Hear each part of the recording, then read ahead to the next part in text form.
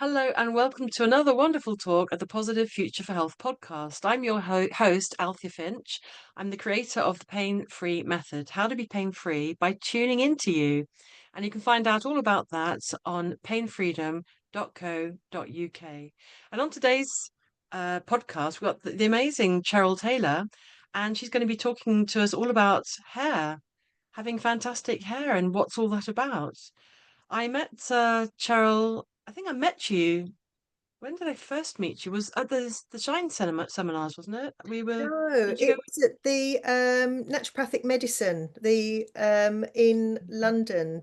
Uh, Yes, was that November last year? I think so. Yeah, something around. I think that's right. Yeah. And really fantastic events. Lots of amazing therapists, and we met. And I'm so pleased that Cheryl's come on to the podcast for this because it's another important subject, of course.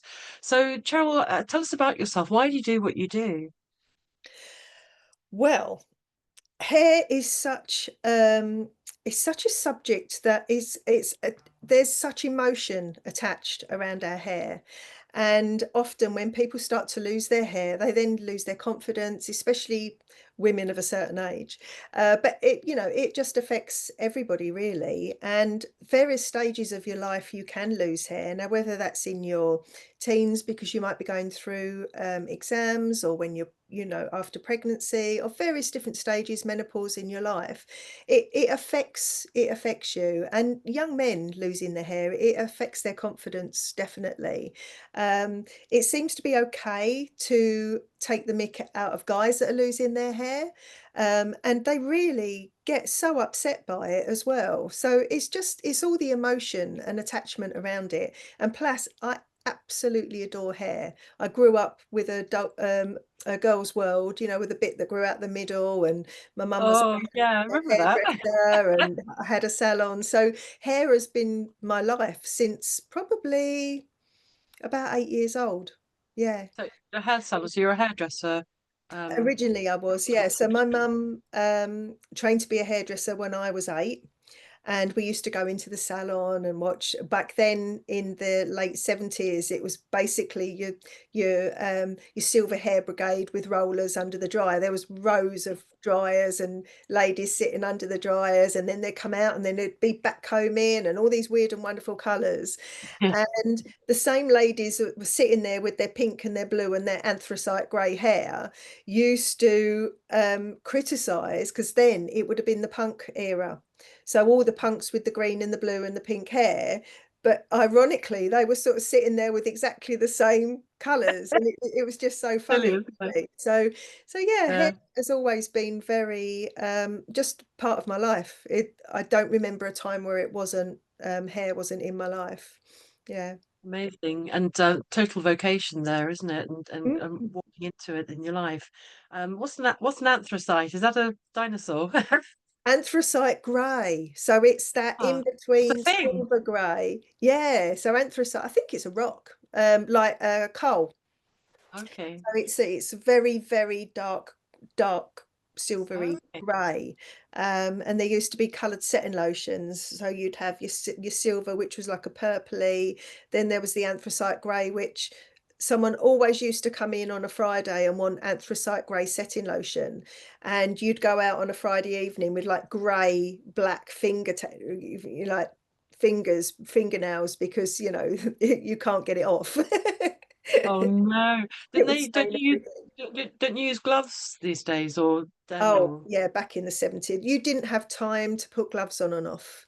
Um, yeah, there probably weren't enough gloves either, to be fair. Or if they were, they were the marigold. So they weren't like the nitrile gloves that you have now. They were just, stick the marigolds on, that kind of thing. So yeah, and you couldn't be bothered to do that. So you just put it on No, without suffered it. gloves on. Yeah. Suffered There for the was no job. health and safety back then. No, no. A friend of mine used to be a hairdresser, and she had a terrible time with her hands because Mm, they're all red all the time, and so she loved hairdressing like yourself, and mm. but she suffered with her hands quite a lot. A lot of hairdressers Um, did. But even mm, back in the day when I was sort of shampooing as a 13-year-old on my Saturday job, the products that we used back then, um, they were natural products, and none of the girls had problems with their hands. So really, I knew wow, when I went to college and all the girls were sort of like had cracked and bleeding hands from, I think what was it? It was almond oil shampoo. It's like pink stuff that most salons bought in a gallon. And it was like the cheapest stuff you could possibly buy. Um, my mum and actually the salon where she did her training, they didn't use any of that rubbish. And so none wow, of the girls had any hand problems at all. And I noticed back then that even going to the colleges, so I went to a college in London, and I was the only girl, because there weren't any boys in my class, but I was the only girl without really sore hands, cracked hands. And I thought, hang on a minute, why is that? And then it makes you start thinking, well, it's obviously the ingredients and what's in it and that yeah, kind of thing. So very early on, I realized how important good quality natural ingredients were over the rubbish that other salons were using. because Yeah. nowadays they use all sorts of things. So how do you know when it's like a good product or not a good product? I mean, they just sell you all this stuff, don't they? And buy this and Oh, buy that on the it's a shelves. minefield. It really is an absolute minefield. Right. I mean, I've worked on and off in skincare as well. So through my years, I've sort of worked in department stores and salons and various Wow. different things. And you start to learn different ingredients and what they mean.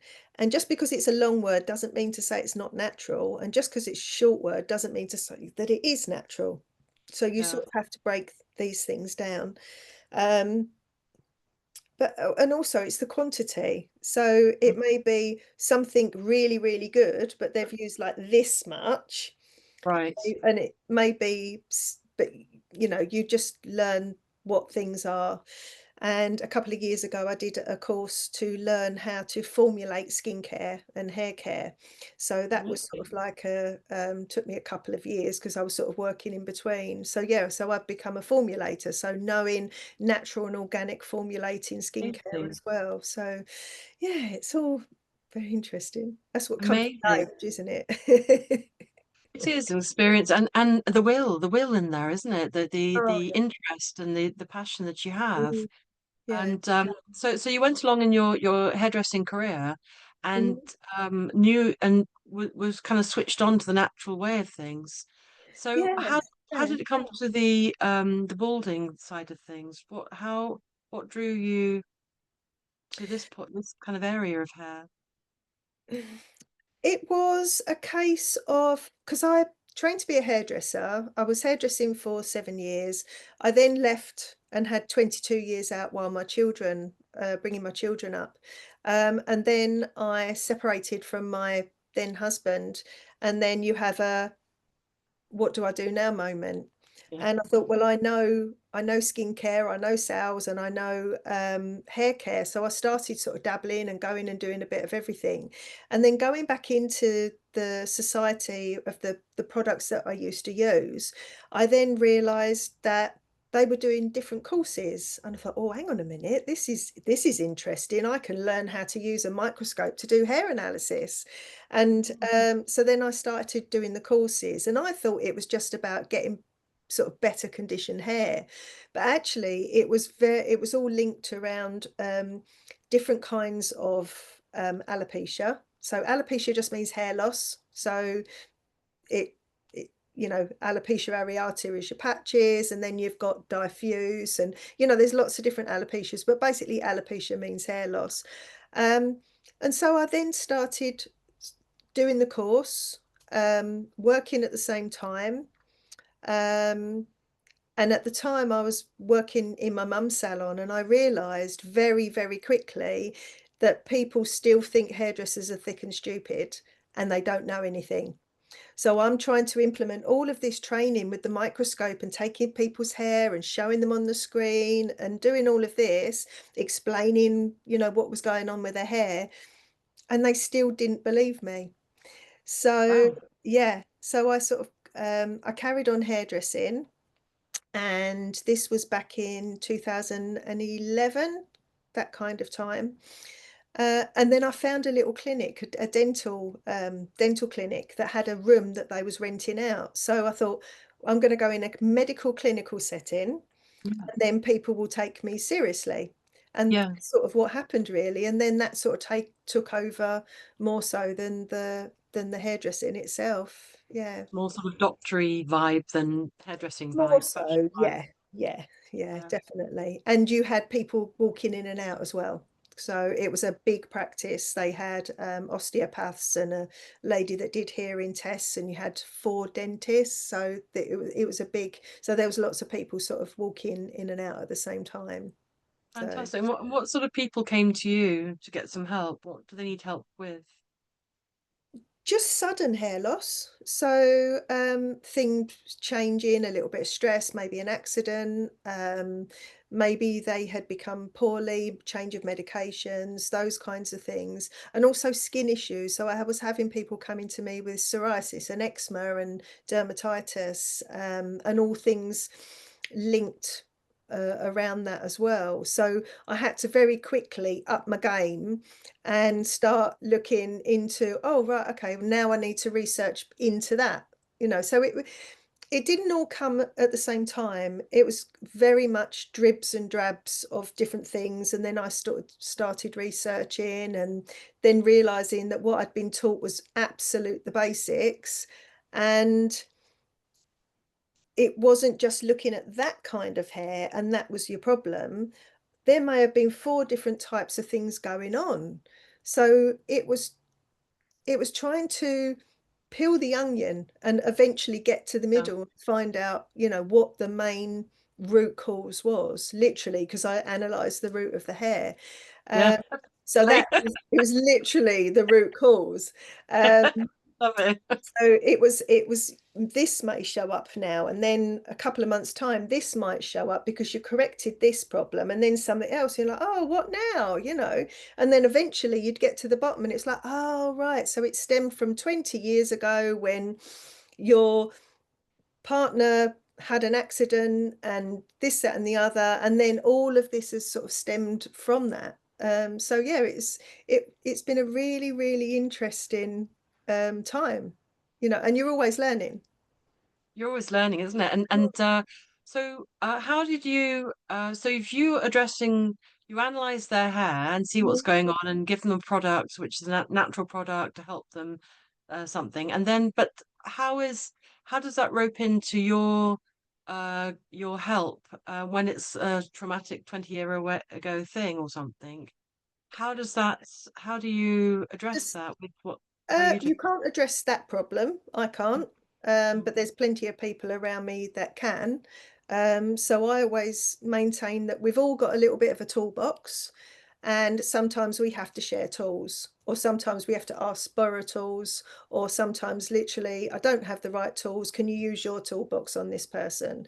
So, because when you're in the holistic, yourself, when you're in the holistic game, if you like, there's lots of other people that you can refer to. Exactly why I do the podcast, to bring people like you on board that I didn't know about hair. That's exactly why I do this, and I felt that that's why I started the podcast. I felt that gap between what I can show somebody and Mm, I don't know about hair, I don't know about nutrition, I don't know about this and that. yeah, That's how it all yeah, started. And I'm very grateful for you sharing your knowledge. And so what do you do with people when they come to you and then what? So they've got sudden hair loss or something or alopecia or something. yeah. Um, what do you Part do of with it, them? well, part of it is explaining that you cannot stop hair from falling out if it's falling out because of the life cycle of the hair. So I maintain with my clients that they need to have a little bit of knowledge about what I know to help them understand why I can't stop their hair from falling out right then and there. Um, Often it may have been the shock or something happen or change a medication or whatever. And then once someone starts to lose their hair, it then becomes the stress of the hair loss. And while Yeah. they've got the stress of that hair loss, you're very unlikely to get hair recovery while they're in that state. So it's either, maintaining that, if you really want a decent improvement, you've got to address these things. But in the meantime, this is what we can do. So it's generally getting the scalp in better condition, which is why I brought out the range of products that I have, because there wasn't what I really needed out there. So it's getting the scalp in good condition, it's detoxing the hair follicle, it's getting rid of some of those dead hairs that may be stuck in the hair follicle. And if there's a dead hair in a hair follicle and it's just sitting there for months and months and months, you're not going to get a new hair growth because you've got the dead hair sitting there. So Yeah. sometimes things may Like get weeding. worse before, yeah, exactly. Things may get worse before it gets better. So you may feel like you're losing more hair in the first couple of months. But on top of that, you're also feeding the hair topically, you're feeding it internally, nutritionally. So if they do have a diet which is beige, if I say beige food, most people know what beige food is. It's not good food for hair growth. So if I can adjust their diet, if I can give like nutritional advice in that way, supplementation often works in the beginning while I'm trying to get them changing their diet. And just with the range of products that I've created, it just gets the scalp in optimum condition, which then allows the hair to basically want to grow in that environment. Most people's scalps are hot, sweaty, oily, flaky, because you've got that internal stress, sweat, oil, dehydration, which will make the scalp flaky. So yeah, there's lots of things that can happen just because of stress, Yeah. and it's working out what you can actually, what you can do first. Where do you start? Yeah. It's that So kind you look at somebody holistically, don't you? You're all around. Is it supplements? Is it a product? Is it of. nutrition, stress, Which is why there isn't recovery? an off-the-shelf approach necessarily. There is a little bit, um, because with most people, if your hair's falling out, there's a reason why it's falling out, and it's generally because there is some kind of environment, either your scalp, your body, that isn't fit for purpose. So we need to sort that out first. Yeah. And I love that you do this sort of privately. I know you run courses, but Mm. to do it privately because I think I would feel embarrassed. Like I don't want people to know my private body quirks. It's And really funny because people don't like to talk about their hair and how they're losing it, or even when they've got it back, they don't like to talk about how they've lost it and have got it back. Um, and yet I find people quite happy to go on the internet and strip down to their undies and say, look how much weight I've lost. But when it comes to the hair, people are not very me. reluctant to say, this is how my hair was and this is how it is now. Yeah, it's such an emotional tie. Um, What we what ma- just what makes it what makes you like this is the specialist sort of area that you've sort of been drawn to? You're obviously very passionate, very knowledgeable, very able in this area. Why do you think it sort of clicks for you that this is an important area for you, that you help people in this area? I just got it. I just understood it, really. I've never experienced hair loss myself. Um, that's not entirely true. So as a young child, I got eczema on my eyes, Mm, and I constantly had like crusty eyes, and I would pick it off because it was uncomfortable, which meant that I had no eyelashes. And I don't know if you've ever seen someone with no eyelashes, but no eyelashes, people look really,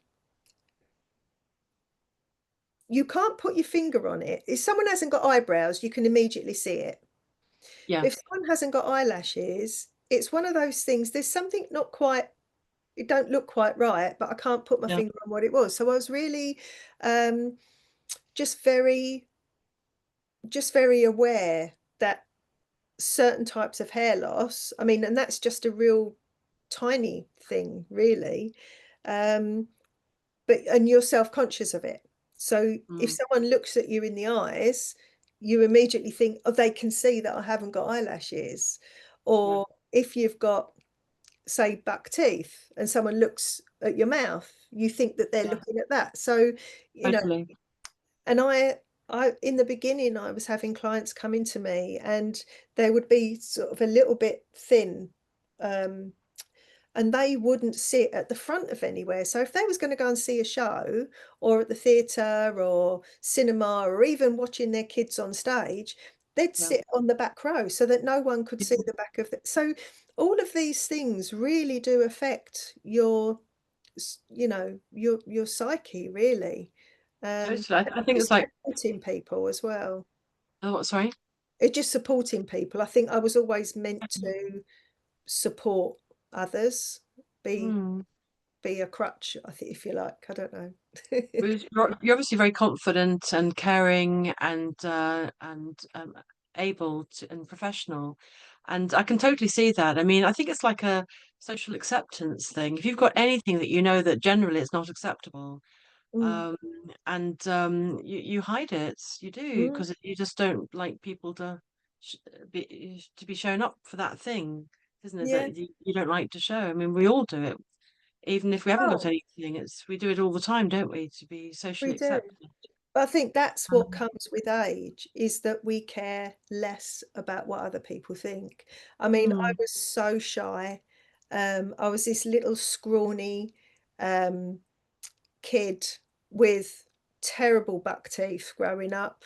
So not only was I shy, I was skinny. I had these buck like a face full of teeth, if you like, that didn't quite fit in my mouth because I was tiny.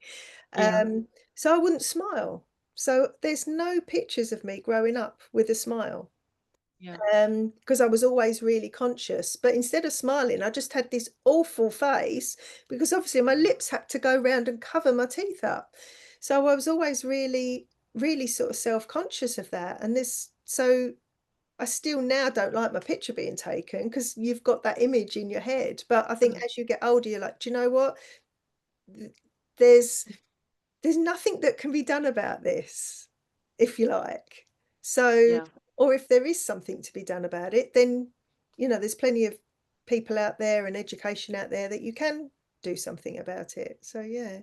So, sort of a level of acceptance or knowing or knowledge about who you are in the world. Mm. You can grow with confidence, really, hopefully, Yeah, and I as you get never older. had it before. It's just, I Mm, think it's just what comes with age. I think, I don't know. yeah. It must be. I feel like, since 30, I could feel my skin getting softer. And from that point, and I thought, oh God, here we go, slippery slope. Yeah. And your body's going to change. It's going to get lumpier and bumpier and saggier and dropping or whatever. And it's like, I spent my 30s being depressed about how I looked. And then I got to 40s and I thought, oh, just shut up, Al. Just get on. Everyone's going to get older. And then Exactly. now I'm in my 50s. Mm, I find it a struggle, to be honest, to relax in how I look these days. mm, And but you've got to get on with it because it's only going to get more, isn't it? More wrinkly and exactly. older. Yeah. Well, I don't have loads of mirrors in my house, so You that's how don't. I get round it. I have mirrors in places where I need to, like where the front door is, so you quick glance before you go out. And there's a mirror in my bedroom because I need to do my hair and makeup. That's pretty much it. That's a tactic, isn't it? Or I put them really high. So just being 5 foot, if I put them really high, then I can't see anyway, so it doesn't matter. There's so much pressure, isn't there? There's so much pressure to look perfect, and you don't realize it that it's a thing, but it's a thing. It definitely is, isn't it? It's Oh, I too wish I fat, was too as fat as thin. I thought I was in my 30s. I know, isn't Yeah, it crazy? When you do yeah, look back at pictures, you think, what was I thinking? You know, exactly. and Exactly. it's crazy. That internal self-image is ridiculous, isn't it? Yeah. And yeah. So can you tell us about somebody that you've taken through this kind of process, and what did they come to you in that state? What state were they in, and how did things pan out? What did you do with them, and how did things result? Can you tell us an example? Would that be okay? Yeah, so there's actually a video on my YouTube channel of Oh, a lady called Emily. So Emily came to me, and I think she was probably 18 or 19, and she had wisps of hair. And when I say wisps of hair, it basically bald, but with the odd wisp. And she was actually wearing a wig then. And so she came with a mum brought her, and she sort of took her wig off. And I'm never really shocked, but it did shock me, if that makes sense. young girl. Well, poor girl. Yeah, so she took her wig off, and we had a look, and I analysed her scalp because my microscope can go on the scalp as well. Worked out a program for her, so sent her away with some products, and so basically it was just cleansing the scalp. So the lotion that I said to put on, it unblocks the hair follicle. It calms and soothes the scalp as well, so it works in an anti-inflammatory way, um, which there's a lot of inflammation in the scalp often if someone is losing their hair. So I sent her away with some cleanser, if you like, and you know, to put on a couple of times a week overnight, then to wash her scalp the next day, and then some lotion to put on, which is sort of like a vitamin lotion that you put on and you leave on, and it feeds the hair topically. Had a little bit of a look at her diet, gave her some supplements, and anyway, off she went. She came back, I want to say 6 to 8 weeks later, and anyway, she sat down. I said, "How do you think you're getting on?" She went, "Yeah, yeah, getting on okay." Anyway, she took her wig off, and she's sitting there with like hair in places. And I was like, I was so shocked because I knew it would work. I didn't think it could work that quickly. Ah, And she sort of sat there and went, "Are you okay?" I mean, she asked me if I was okay. And her mum looked at me, and literally tears, because I was so choked. And she got up and she hugged me, and she went, "Are you all right? Don't cry." And I was like, I was so shocked. I didn't expect it. So I said, right, just carry on doing what you're doing. And anyway, she then came back quite a few months later, and she had like a little pixie cut. Then she got the confidence to not wear her wig anymore. wow, And she's given me full permission to use all of her photos, and she's a real sort of amazing. advocate for me. And anyway, she did this interview for me. She came to the clinic, did an interview That's for me amazing. on YouTube. Um, and that's when I realized, if someone just does as they're told, you know, do this, use this, take this, eat that, you will get amazing results. It may not be Amazing. 6 to 8 weeks, it may be six months to a year. Mm. But basically she got, and full recovery. I mean, her hair now is down to Oh her my elbows. goodness. She Uh, will never sort forget of you, will like she? a few years' time. Yeah, she's absolutely incredible. But you saw this sort of shy, and I said to her, "Can I use your photos?" And she said, "Yeah, wait till I've got hair." She said, "Because I know that I used to look like Gollum." Because her hair, that's exactly how her, and you can see the photos on my social media, that's exactly how her hair was. She went, not yet, she said, "But when I've got hair," she said, "you can use them." She said, "Because I just look like Gollum." And I hadn't sort of thought about it, but again, that whole emotional roller coaster. I mean, I got upset seeing her hair grow. Can you imagine how someone else would feel? Um, so Amazing. yeah, but that's just one example of, you know, hair Because the basically. body works. I'm going to put those pictures on with your replay page if that's okay. I think Yeah, that's absolutely. absolutely Yeah, incredible and proof of the pudding. And the thing is that things work the way they do. And yeah, I find that people's characters and our experiences and our inner world and our thoughts and our emotions get in the way. It's Yeah. just how it happens. But if you do the right things that your body needs in the Mm, environment that you are, in the age that you are, whatever it is, mm. your body just responds. It doesn't have any caveats or not going to make you look not lovely or whatever. It just functions the way it does.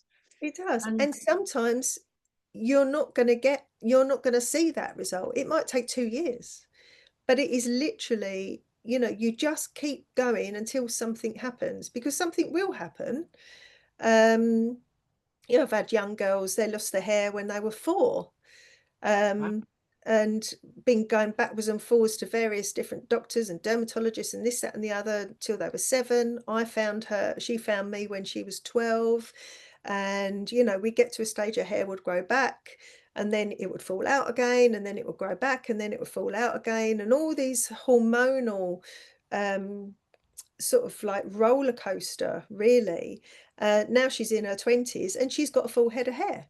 And it wow, just had to take that length of time for her body to settle down and for it to stay there, really. Um, and it wasn't anything that I did. She just kept going. yeah. You kept sort of nudging in the right direction. So Yeah. it's using supplements. It's topically with your products, Hmm. natural products and nutrition. It's stress levels. It's adjusting to perhaps hormonal waves like this child. Yeah. um, and the whole picture, the stress of someone's in or what they've been through. And Mm, I remember a lady coming into the clinic when I was doing hands-on body work, mm. and she looked like a 12-year-old child. And I thought, is she anorexic? What's going on with that one? And it turned out that she lost her mother at 12. She looked like a Oh, 12-year-old child. And really? as an adult at 40, our bodies reflect us, how you feel and what you've been through. And of course, that I guess I don't know about hair, but I guess that's an extension to hair. It's all parts Yeah. of you. Yeah. And it's never, I always maintain, it's never the cup chuckers that lose their hair. Cup chuckers. The What's cup that? chuckers and the fridge punchers. So if you've got Okay. someone with this, if someone gets angry and they'll throw something, like kids Yeah, having a tantrum, or they'll punch a fridge or do something like that, the yeah, the outward, explosive. It's yeah. never them that lose their hair. It's the ones that go within. So Oh with wow. all, especially with the children with alopecia, it's the ones that are they're very concerned about other hurting someone else's feelings. Or I've had 2 very young boys that are completely lost all their hair, and it's often the parents' reaction to it is prolonging it. And they don't want to say anything. They're often bullied at school, especially if they're boys. And they're very sort of very quiet and very within. So yeah, I always say it's never the fridge punchers and the cup chuckers that Mm. lose hair in that way. Gosh, you know that I know this young girl at my daughter's school, and she's practically bald. She's got little tufts on her hair, and Yeah. I don't know them very well, but I hear stories that their parents have been through whatever it is, Mm, and she's been affected by all of that. But at the school, we've all been what do you call it, trained to not talk about it. right. So I don't know. I mean, That helping or not? I don't know because I'll have to ask my daughter tonight. I'll ask her because I I'll tell put you them why. put them in touch with you. Yeah, because all the children that I have seen, Mm. they've been to trichologists, dermatologists, they've had blood tests, you know, they've had all of these tests done over years and years and years. I mean, one little boy, he had been to um, 5 dermatologists and trichologists in 6 months, and Wow. had blood tests backwards and forwards to the doctor. And I had to sit him down and look him in the eye, and because his mum went, I've never seen a reaction like it when I said, look, I think your son's going to lose all his hair, because I was analysing the hair and there weren't one living one. That was going to be a complete drop. And I had to look both of the little boys, actually, I had to look him in the eye and I went, there is nothing wrong with you. You are absolutely fit and healthy. I said, there is nothing wrong with you. Because they thought they were dying, both of them. Wow. Because you imagine keep Wow. going from one place to another, to a doctor, to a dermatologist, having bloods done, nothing's wrong with you. They can't find anything wrong with you, and they won't. And you have to look them in the eye and say, there is nothing wrong with you. You are fit and healthy. Because they're frightened. They've got this child in front of other children sitting there with no hair. What does that Mhm. look like? That looks like a sick little child. They're not. Yeah. They've got all this underlying stress and anxiety from their parents going on. Mm. And that's what they're thinking inside. There's something wrong with me, and they're not telling me.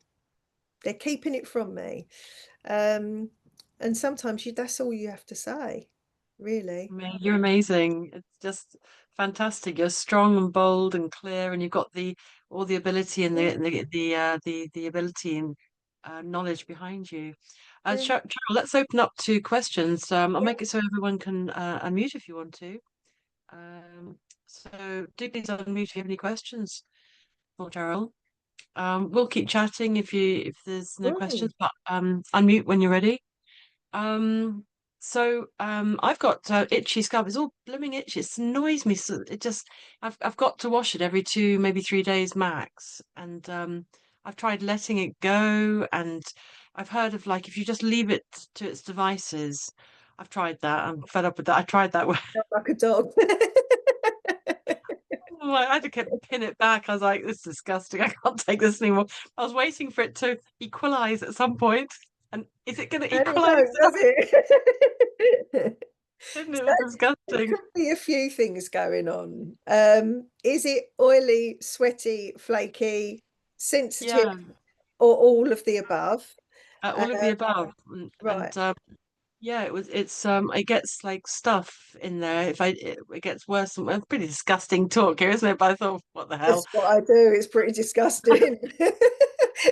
Yeah, I thought it was stress or something. But if I have, it gets oily, and if I don't Right. wash it, it just gets worse and worse, So itching. if you scratch Out. your scalp, if say you used to do that Yeah, and scratch your scalp, would it feel like there's sand under the nails? sand, the stuff. It's Yeah, not so sand, would it it's like feel like soft. gritty, salty, It's like or is flaky. it powdery?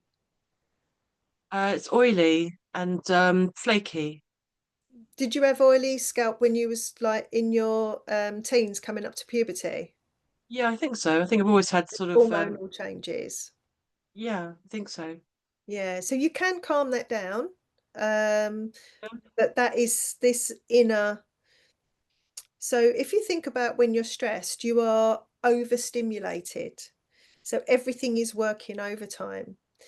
Mm. So that can have sort of a knock-on effect as well. So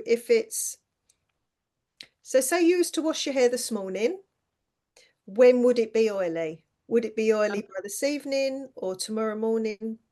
About 3 days. I can't really Oh, take three much more days. than 3 days. Okay.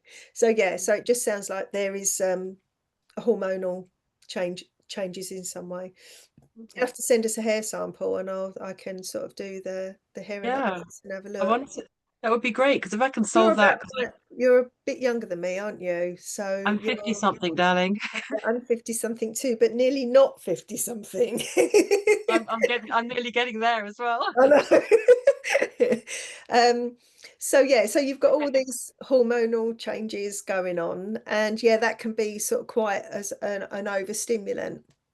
So with so with your menopausal hair bulbs, they often look the same as if I was analysing someone's hair that was taking cocaine.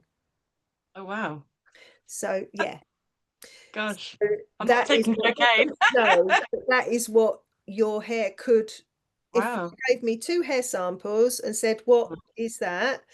If I wasn't to ask an age or a sex, it could be either a menopausal hair bulb or a cocaine taker hair bulb, or Wow. recently something else. X Factor. I'm so grateful I've got blonde hair rather than, I mean, I dye it, but I'm so grateful I've got light hair rather than dark because look, I've got dandruff. It's horrible. you So know. if you've got dandruff as well, is it Well, fine? hang on, I don't know. It's the flaky and the dandruff. I don't know the difference really. It's just white sort of bits, you Well, know. dandruff technically is sort of like yellow and waxy. Oh, it Uh, would be that then. It is dandruff then. Yeah. right, okay. So then that would be, yeah, so you would have like a fungally type of, yeah. Oh, So that would be, but then that could also come of the fact that if you've got a sweaty scalp as well, so your oil and your salt and your water, it can just leave the scalp feeling a little bit like that. Whereas if it mm, was fine flakes, then that's more dehydration and that's ah. not your oil. So yeah, and it could be product what you're using. Uh, Because I've used so many things over the years and I've tried to stay natural. I do stay natural, but I don't know, nothing changes. So I just carry on. I have what's it called? Nature, the nature one. oh, It's faith in nature. yeah, and it's Sometimes they're just not cleansing enough. Um, right. So if it isn't cleansing enough, then you're just left with a build up. So Yeah. sometimes you just have to get rid of the build up, which is where the treatment side of my process comes in because it exfoliates the scalp as well as deep cleansing and calming and soothing. So it's sort of like a four-pronged attack, sort of getting it from all sides really. Need to come and have a chat with you. Yeah. And thank you. And Rose says, would you recommend collagen powder for hair loss? To take collagen, Do you want to come on, Rose? Or I can keep reading your comments out if you want. let's have a look. I do advocate for collagen. I think it depends on where it is coming from as well. Um, but yeah, getting a good quality collagen powder, but collagen alone won't do it. Um, so, and also it depends on what kind of hair loss. Collagen obviously puts collagen back into the skin. So that is our scalp.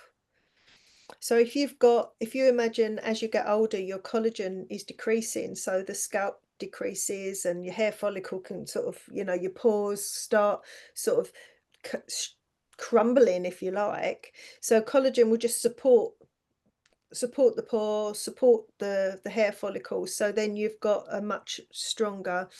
But as far as hair growth is concerned, it's more finding out why you got the hair loss than trying to take collagen to fix a problem that you don't know what it is that's causing it in the first place. And she says she's just wondering about it.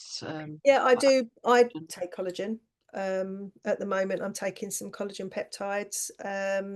But also I do have my, I love my mushroom complexes. So the reishi chaga, lion's mane, cordyceps. So all of the medicinal mushrooms, I think they're amazing at balancing the body system. There's a lot of things coming in about mushrooms. I've got a guy coming on talking about that soon, Oh, and it seems was to he at be the Wellness really Festival? sorry. Was he at the Wellness Festival? He was he there? He was at no, another place. He was at the Rise Above and down in Bournemouth. Uh, Oh, okay.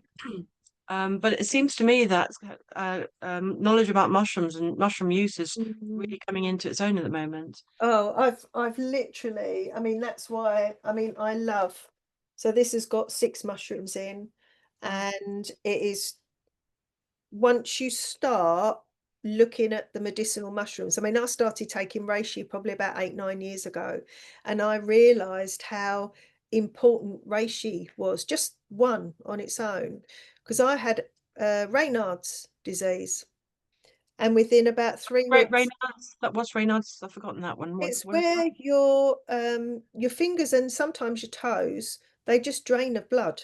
So you've got like, Ah, my kids call it dead man's finger. So you just got like white fingers and you can't feel.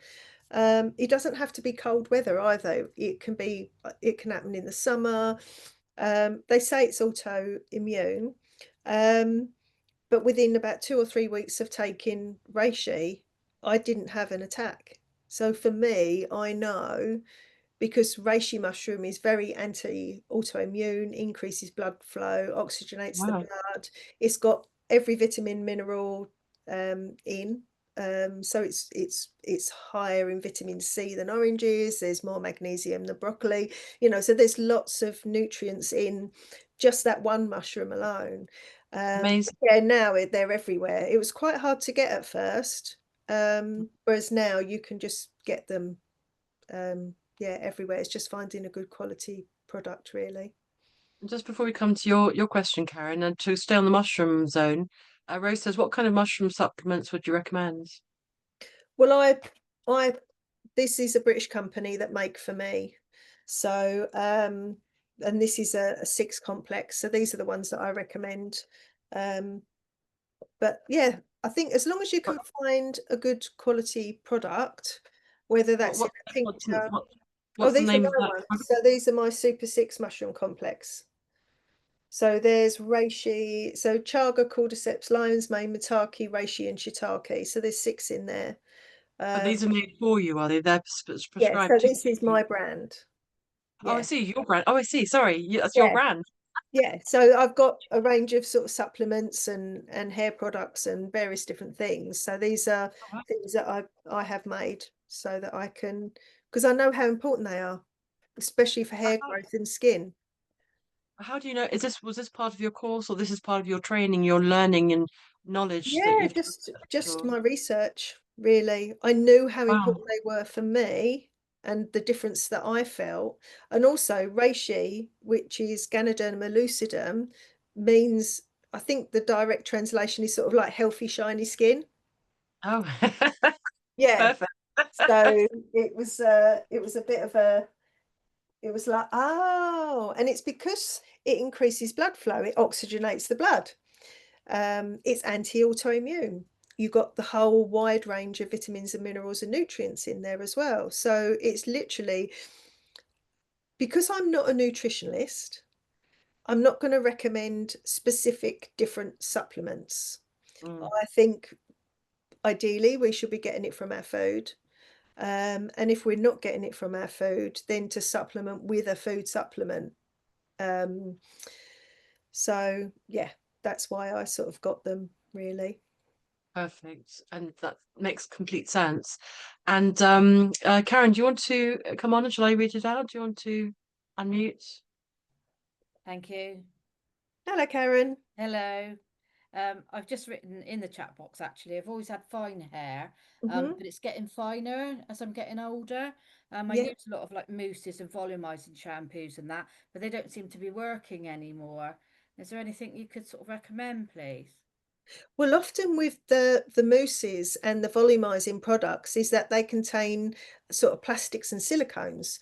So Hmm. over time, that can not only build up on the hair, but it can build up in the hair follicle. So if you imagine that you've got, excuse, I've got a glass. So you imagine that's your hair follicle. Your hair is going to be as thick as the diameter of your hair follicle, isn't it? Because that's how Yeah. much room it's got. So the Hmm. more plastics and silicones and products that you use can actually get stuck on the inside of the hair follicle, and sometimes it can block the hair follicle.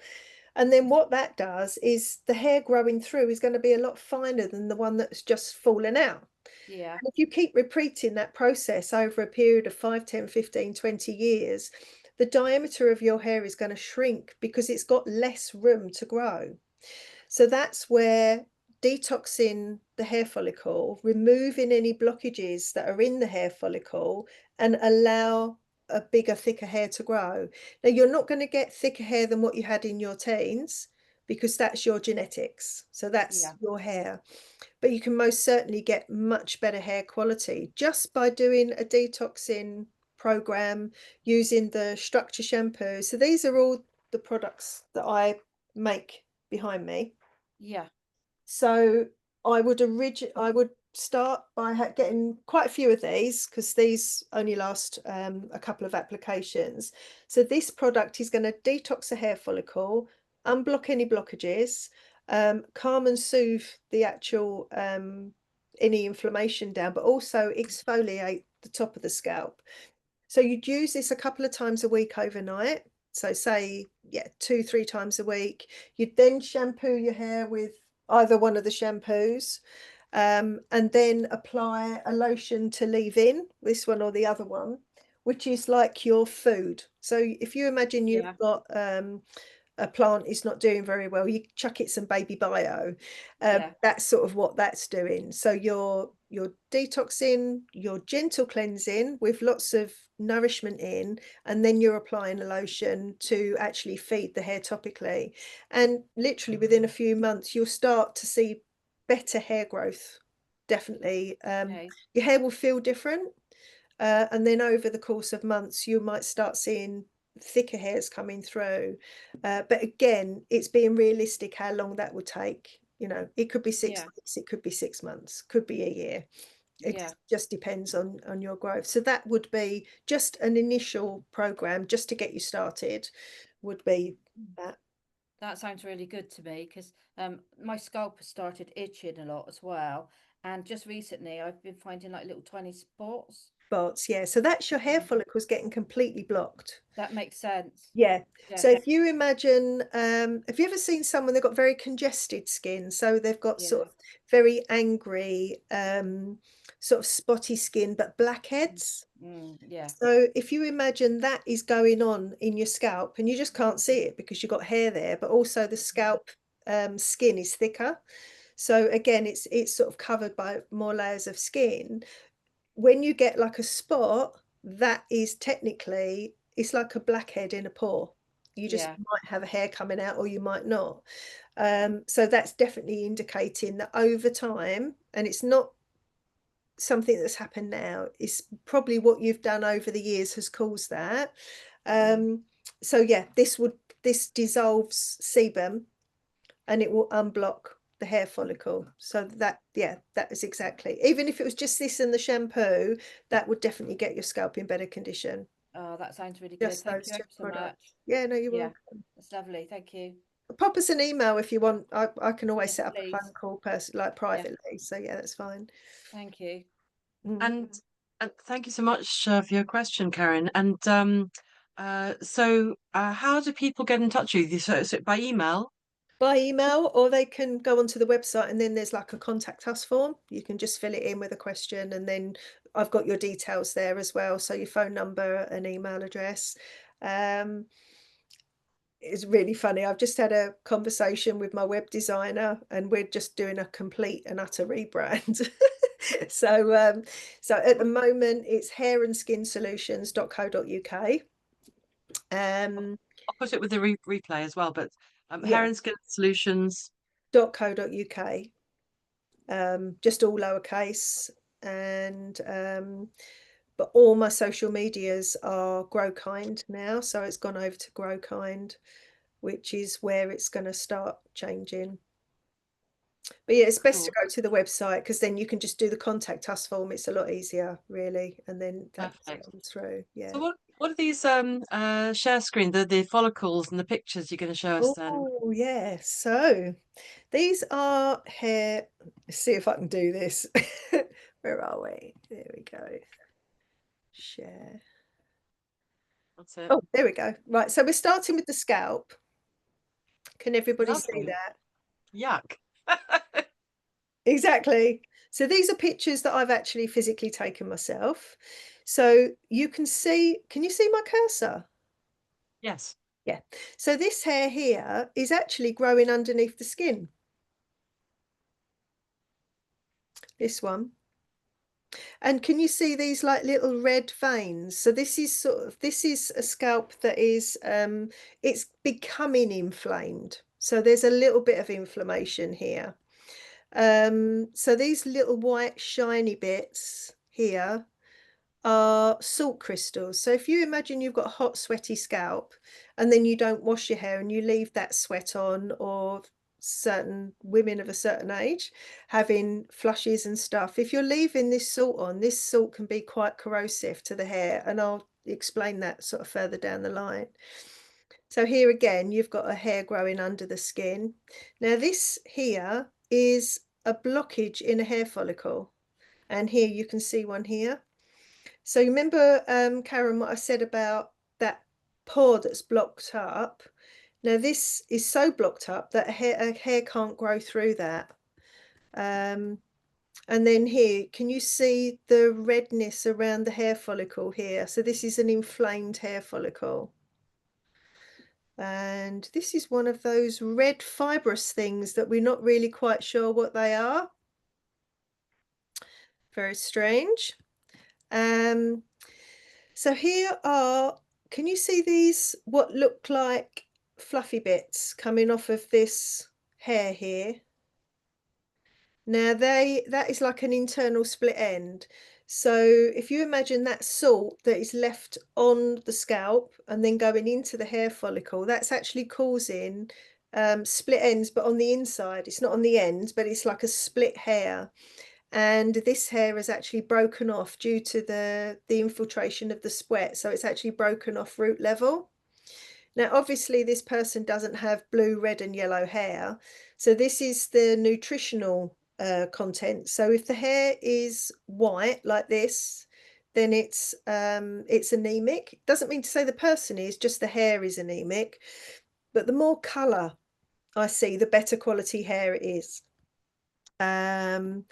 This is very, very fine anemic hair. So it'd be someone with very, very fine hairs growing through, and they wouldn't be living very long. So these are anagen hairs, but they're just not living very long in the hair follicle. This one is actually see-through, so there's no nutrition in that at all. So that would be like devoid of nutrition. That could indicate that someone's got leaky bowel syndrome, or they're just, again, got a beige diet, they're not eating very well. Let me go on to this. So this is actually quite a good strong hair. We've got a decent amount of colour, and these white bits either side is what's called the epithelial sheath. So this is the layer of skin, if you like, in the hair follicle that's protecting this hair from the damp environment that it's living in. This is the root end, so this is where the blood supply is. And then all of this would be underneath the hair follicle. You wouldn't see any of this. Here's another one. You've got the epithelial sheath, which is the protection layer, which is what we should have. However, there's a little bit of infiltration here from sweat, so going down the hair follicle into here. What have we got? Another good strong hair. So this is what I like to see, but I don't see very often. Got the blood supply this end. This is all underneath the scalp. Here we've got hair that has broken root level. So that sweat infiltration has caused little tiny fractures in these hairs. So when I actually pulled it to extract it, it broke here and here. And again, you've got a very, very fine anemic hair here. And you've got these lines which are fractures, so that could have broke. Little bit of sebum, so this person had an oily scalp. Again, another, you can see the sweat infiltration, these white crystally bits sort of coming down.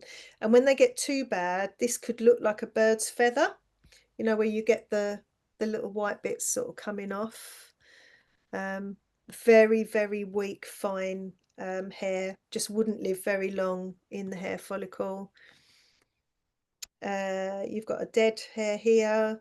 You've got very, very fine. Now this is sort of an indication of alopecia. So someone is about to lose a lot of hair, really. Here's a very blocked hair follicle. You can see that that would cause a lot of problems. And that's where the D2 lotion comes in. This is removing these blockages in the hair follicle. Let me squish down. Now this would be the kind of hair that I would pull out of this hair follicle. So when I pulled this hair, it came out with the blockage on it. And it's actually a dead hair, so it did actually go all the way down to the bottom of the hair follicle and cut the blood supply off. And this is all of that you would see in the other one. This is what would be stuck to it. I could go on and on. Karen says, does the hair come out because it's dead? The hair only comes out if it's dead or if you pull it. Yeah. So a living hair, it's not strictly true. You can get anagen effluvium, so where hair is falling out in the living stage, and that would be that would look like this. So these hairs are living, but not living very long and very well. Karina says that made a scalp itch. Yeah, That yeah. Welcome to my world.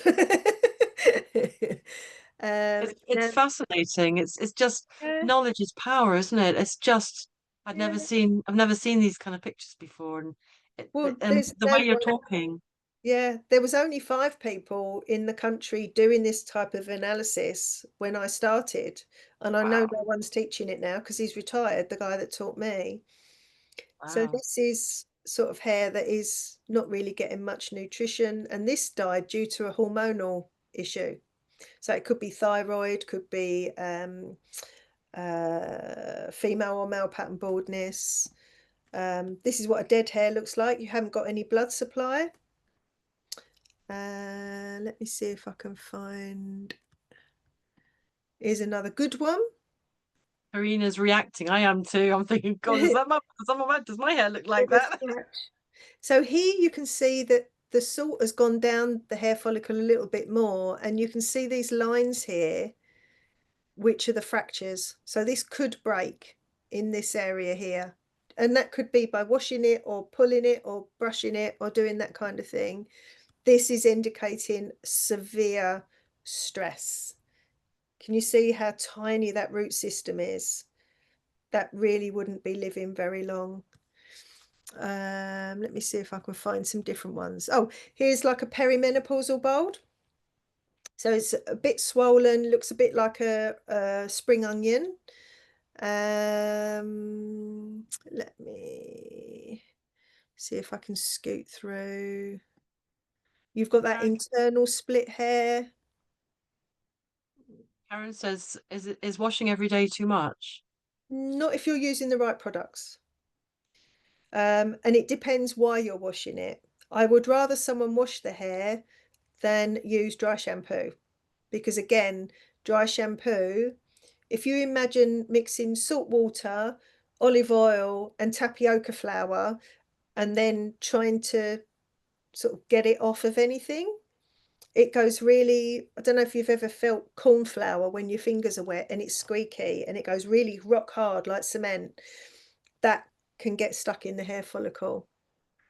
And it can also cause this. So this internal split could be from something stuck in the hair follicle that shouldn't be there. I don't advocate oiling the scalp either, because the only oil that we should have on our hair and scalp is our own oil that comes through. You start putting oils on the scalp and then that stops your own natural oils from coming through. So sebum is nourishing, antibacterial and exfoliating. So if you haven't got your own natural oils coming through, then that can cause a problem. And then you're going to get, I always say, don't put anything on your scalp that you wouldn't put on the windscreen of your car. So would you put coconut oil on the windscreen of your car? The answer is no. And why is that? Because you can't get it off. So just be mindful of what you're putting on basically your scalp. And Again, how often would you recommend to wash the hair generally? I wash my hair every 2 or 3 days, but that's only because it's longer now. When it was short, I washed it every day. I just found it easy to do. But now every 2 or 3 days. Yeah, but I don't get an oily scalp. If I got an oily scalp, I would be trying to use the D2 lotion more and trying to calm down the sebaceous glands. But if I all of a sudden got an oily scalp, that would be some kind of internal stress that would be going on for me to get an oily scalp. Definitely something detoxing wise. So we detox through our lipids. Sebum is a lipid, it's an oil. So if you're toxic inside, then you're going to get more of an oily skin and an oily scalp because your body's trying to get rid of those toxins. So yeah, and that's why often people with male or female pattern baldness get oily scalp. And it's because the DHT, so the dihydrotestosterone, is being released through the sebum, and it's actually sort of miniaturizing and killing the hair while it's growing. And that's why you get sort of that overactive and lose hair at the same time. This is like the progression. Can you see, like, it looks like a bird's feather? So this is someone that's sort of left a problem, maybe not shampooing their hair, to get that sweat off the scalp. It's going down inside the hair follicle. Excuse me, I've got hiccups. This is a telogen bulb. That's why that leaving the hair, it's just not going to. You need to do, the body needs stuff. You It need does. It needs, yeah, nutrition and yeah.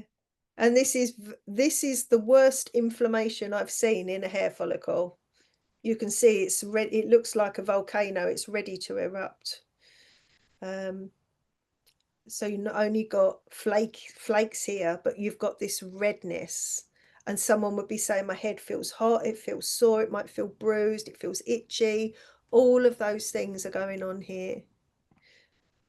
And that's what it looks like a little bit further out. This is more of a close-up. Just trying to find something that, these are telogen bulbs. So these are bulbs that are dead, resting phase in the hair follicle. And again, you've got these bright blue bulbs, which is indicating a hormonal. And depending on the other hairs that I see with it, it sort of all builds a picture. So this could be someone's about to lose a lot of hair, or it could be that it's linked to female or male pattern baldness, or they may even have a thyroid problem, because obviously people forget that the thyroid is it's a hormone. So again, it would depend on what I saw with that. Or it could be someone that's just had a baby and a postpartum hair loss as well. So again, it's a picture that you have to put together, all of them. why do you lose loads of hair once you've popped the baby out? Don't always. Oh, I've definitely found a link to women that lost hair postpartum have a tendency to get female pattern hair loss, because it's that sensitivity to the hormonal shifts and the hormonal imbalances. Now this, years ago, I would have said was a full-blown menopausal bulb. However, this was taken from an 8-year-old little girl that had 2 Pfizer vaccines. wow. What do you understand about that? That it's affecting people's hormones in a way that I've never seen before. Have you seen, since all the COVID show happened and all the vaccines and all that, have you found um a big change? I mean, that's shocking. That's an old lady's hair and that's a little girl. This is a 17-year-old boy, and he's got a hormonal bulb. He's got a full-blown menopausal bulb, and he was 17. Had to have him to go to uni. So again, I don't know. I'm not an endocrinologist, so I don't understand what's going on here. From your point of view, have you suddenly seen this have you suddenly seen this being happening since the vaccines came out in Yeah, your experience? and it's carrying on, because especially with the mRNA ones, it's instructed the body to produce spike protein. So there's no off switch to this. So I'm now getting people saying, well, it can't be that because I had my vaccine 4 years ago. Yeah, but it's instructing your body to make the toxin. So they know that the spike protein is the toxin. That's documented. Now your body's making it more. So there's no off switch. So this isn't going away. So what, when you say it's hormonal, this looks dark and grey to me, and in my with my eyes, it looks like is it damaged and dead? What is it? What do you mean? What's It's living. happening in the body? It's so when you're going through your menopause, you've got that switch off of your estrogen and switch on of testosterone and progesterone. So you've got that switch. So it's almost like a stimulation, an overstimulation of switching of hormonal changes. You go from that to that, a little bit like that, and then back again.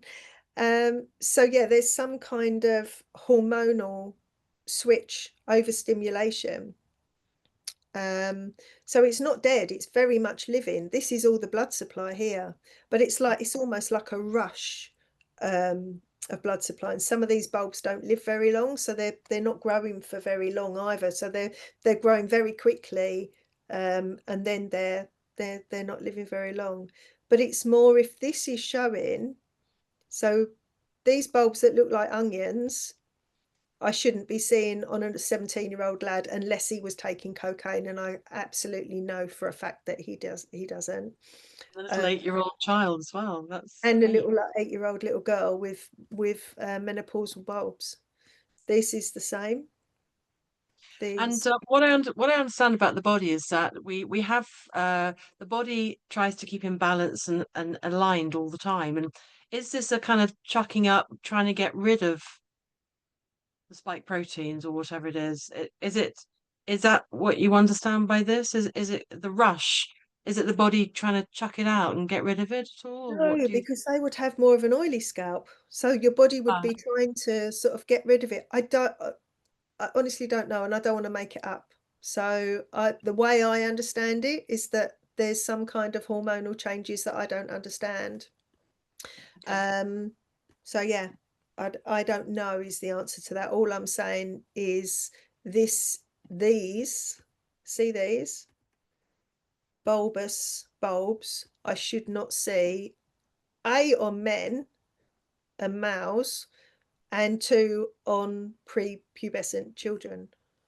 Look, all these. So it's normally just on menopausal women, typically. Or perimenopausal. Right. Perimenopausal would look like this, so a little bit overstimulated. And then these are your full-blown, and then after a couple of years they would go back to looking how they did before, which would be like this. So this is perfectly normal, and then they'd go from that to this, and that's how they would stay generally. But yeah, it's a concern, and I don't understand it. I've tried very hard to ask people, and they don't know, or they just think that, well, they just don't know. So it is a bit of a concern. And you've never seen this before No. in Well, never seen it before. originally I was only seeing it on people that had the vaccines. Then Hmm. I started seeing it on people that were very like living, had partners that had taken the vaccine and they hadn't. So that to me was a definite of some kind of shedding. And then I was seeing it on myself. So I was seeing clients regular, and I'm thinking, well, there must be a close, it's not just sharing bodily fluids. This is now something that I am now I'm now experiencing. And then you could see it coming, almost people that weren't mixing with people that had them, but they were drinking tap water. And I know for a fact that they can't take hormones and medications out the tap water. So then are people Is that drinking? is that from your research? My cousin works for a sewage company. Right. So I literally spoke to him and said, how much hormones are in the water? And he went, well, it depends how much tap water you drink. Okay. And what about if it's being cleaned? I mean, I've got a distiller and people use reverse osmosis and all that. What Yeah, did so your that's taking it out, isn't it? I drink distilled water. did he say it was all right? Does it work? Well, my hair isn't no longer like this. Oh, really? Okay, right. That's. I mean, we're talking anecdotal, aren't we? And Oh, personal experience. absolutely. Like I So, say, I don't know. Um, all I can say is that these things is not what I would call normal on the people that I'm seeing it. and how long have you been analysing hair for? Just so I can gather Since timeline of 2012. right. So it's kind of out there. Whoever's watching this, and those on the call at the moment, of course, take that for the knowledge that you want, and dip into research if you want to. But this is what Cheryl's presenting at the moment, and what she knows for now in her experience. So we don't know beyond that. No, But here is the facts. this is what we're Gosh, doing. So yeah, I don't know. wow. But there it is, and there's the evidence and facts, isn't it? Mm. Absolutely fascinating, show. We have gone way over time, gone 120. Oh, sorry. Let's have a I'm look at the I'm chat. okay as long as you're okay with that. I'm scratching again, Karina. She keeps scratching. Me too. I was like, shut don't keep your hand down. It's one of those things, isn't it? I Talk must be about so fleas. used to it.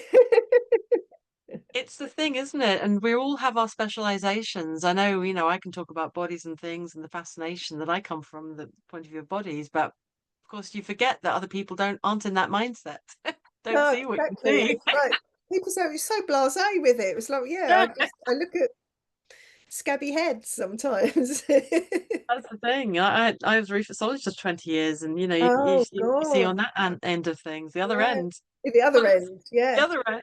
Probably looking What quite the about same. what about Gillian Keith looking at poo and all that? She must. Oh, that's fascinating. Don't.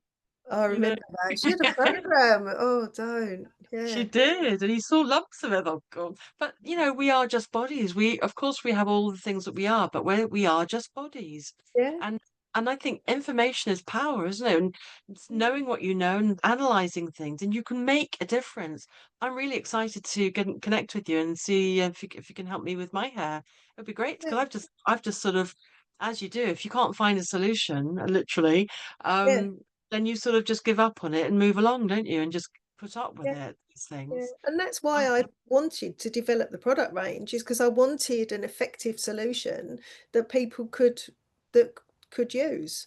And they didn't have to come and see someone to have something done. They could literally just do it themselves at home. Amazing. Because Amazing. then So what you're taking it your power then, aren't you? It's like, right, okay, this is fantastic. taking my power and I know what to do, and this is how I can help myself. So yeah. Brilliant. And well, where do how do you make up all your products? How do you I mean, of course, it's your research and your knowledge and your training, and your experience. I mean, what is it? You just sort of, what are they made of? How do you put them all together? What does, So at the moment, the yeah. lotions are still made for me by a formulator. So originally I went to her and said, right, this is what I want. I want a lotion to do this, detox the hair follicle, exfoliate and calm and soothe. And this is sort of what I want in, so with white willow bark, which is the natural form of salicylic acid.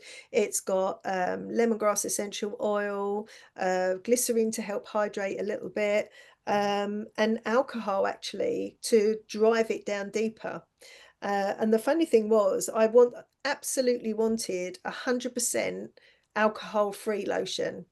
And she made me two. She made me one with alcohol, one without, and the one without didn't work. So I knew it needed to have cosmetic alcohol to actually make it work. And then with the scalp lotions, I knew certain vitamins were great at topically feeding as well. So things like witch hazel is good for circulation. So I knew that I wanted that in. So I just went with a list of stuff. And the D2 lotion came out first, because this is your treatment, if you like. And so I knew that that had to be like the main thing. Then the other lotions came out to topically feed. And the last thing was actually the shampoo. So the lotions, so these lotions, the P3 and the V4, these are all still made by a formulator for me, because they can buy in the bulk and they've got all the machinery to do it. But the shampoos, so the actual shampoos, these are ones that I make. So I make these. So yeah.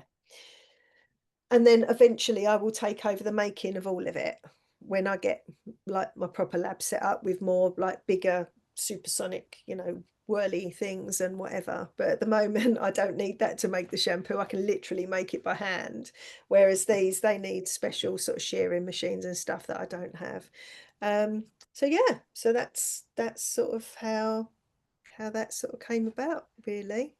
Amazing. So how do people get in contact? They go to the website, they Just send the you an email, website. Yeah, they can either click and on the email or send a contact us form. Um, And my telephone number's there, email, all the contact details are there as well. They can follow me on social media. It's growkind on Instagram, uh, growkind_UK on Instagram and TikTok, and growkind on YouTube as well. But it's best to email me, because trying to chase around social media, people sending messages, is always really, it's That's like, mad, isn't it? Did they send me the WhatsApp, or was that a Facebook message, or was that an I email? don't give out my mobile number, because I made that mistake very early on. So no, people don't get my mobile number, because it's otherwise you get chased around social media, WhatsApp, email, and in the space of 6 hours you've had a day off, and you come back and there's the same person going round and round all the different. Crazy, If isn't I it? actually just email, and then I've got sort of a record of it. Then it doesn't get forgotten then. Incredible. And that's been absolutely fascinating and enlightening and educational, Oh, Cheryl. And I'm thrilled you've come on. And we all learn so much from our guests coming on the podcast. It's absolutely brilliant. And me thank you too. for inviting me. I've really enjoyed it. Yeah, fantastic. Never know what I'm going to talk about, so it's It's been amazing. And please, everybody, please do get in touch with Cheryl if you've got any hair problems and you want to improve your hair and help your hair situation. I'm going to send out the sign up options, the website and everything. I'll put all the contact details with your recording. And thank you everybody for everybody joining us on the call. Do question. sign up for the next ones. And since we have got Corinna on the call, Karina or Corinna? I didn't say your name right, Cheryl, wasn't it? You're Cheryl, not Cheryl. I'm Cheryl. Cheryl. Yeah, Cheryl. and Karina. And Karina. Yeah. And Karina is actually coming on the 11th of September. She's an amazing Karina, you are I'm sure I get the title. I'm not good at details, but you're a wonderful physiotherapist, but physiotherapist extraordinaire. Absolutely incredible, and really helped me out with my spine, and just showed me all the details of how to understand what was going on with my body, why was I like this or that, and Mm, gave me some great strategies. And she's coming on the 11th of September. So all the options, all the podcast calls to book onto, they're all on the website. If you go to my website, painfreedom.co.uk, and you'll see on the drop down menu, one of them it says more about healing, and you'll see the podcast and you can book on to all the ones that you want to book onto. So I've been your host, Althea Finch. I'm the creator of the Pain Free Methods, and you'll find me all at the same website, painfreedom.co.uk. How to be pain free by tuning into you. And if you are watching this on a podcast platform and Spotify and Apple and all the rest of it, please do like and subscribe and click share. It helps to put the word out about Cheryl and all the other lovely guests we have on the podcast, as well as my own what I do too, obviously. So do like and share because it puts the word out there. So, Cheryl, I always like to leave the last word to my guest. What word or thought or focus would you like to leave our guests, our viewers, to go away with? Could you say a thought or Oh, I something? don't know. I think, looking back on life, if you was to imagine your life in a book and someone asked you about your life, I think tell it warts and all. So literally don't leave anything out, and don't leave it too late to tell someone your knowledge and share your knowledge. So you literally just tell your life warts and all.